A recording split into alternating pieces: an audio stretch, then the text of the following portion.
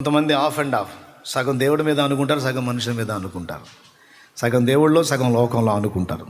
No, కంప్లీట్గా ఆయన మీద ఆనుకోవాలి.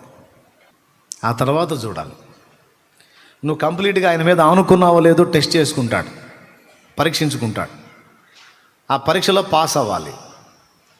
ఆయన మీద నువ్వు కంప్లీట్గా ఆనుకున్నావో లేదో టెస్ట్ చేసుకుంటాడు. ఆయన పరిశోధించుకుంటాడు. తెలుసా నీకు? మరి ఒక మనిషికి ఏదైనా చేయాలంటే నువ్వు యోగ్యతలు చూడవు. మంచోడా కాదా, ఇస్తే తాగుతాడా లేకపోతే తింటాడా, ఏం చేస్తాడు? ఏదన్నా నువ్వు ఇచ్చే 100 రూపాయలకి ఎన్ని ఆలోచనలు చేస్తా?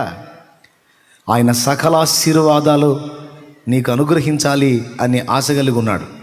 అవి పొందునట్లు నీవు యోగ్యుడవా కాదా, యోగ్యురాలువా కాదా, నువ్వు ఆయన మీద ఆనుకున్నావా లేదా అన్నది నిశ్చయముగా ఆయన పరిశోధించుకుంటాడు, పరీక్షించుకుంటాడు. అంతటి అబ్రహామునే పరిశోధించాడని ఉంది. దేవుడే చెప్పాడు, మోషే నా ఇల్లంతటిలో నమ్మకమైన వాడు, మిక్కిలి సాత్వికుడు అన్నాడు. ఎట్లా తెలుసు ప్రభువా? ఎప్పుడు చూసావు? అయిపోయింది పరీక్ష. ఐగుప్తు రాజకుమార్తె యొక్క కుమారుడు అనిపించుకునే హోదానిచ్చాడు. దాన్ని కోరుకుంటాడా?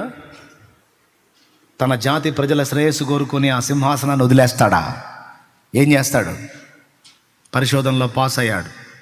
సింహాసనాన్ని వదిలేసి బానిసలతో బురద దొక్కటానికి ఇష్టపడ్డాడు.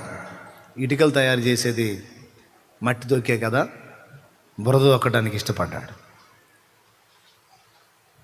ఐగుప్తు రాజు యొక్క కుమార్తె యొక్క కుమారుడు అనిపించుకున్నాడు కంటే క్రీస్తు విషయమైన నింద గొప్ప భాగ్యమని ఎంచుకున్నాడు మోషే.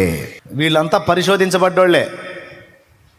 అబ్రహాం పరిశోధించబడ్డాడు, మోషే పరిశోధించబడ్డాడు, హనోకు పరిశోధించబడ్డాడు, నోవహు పరిశోధించబడ్డాడు.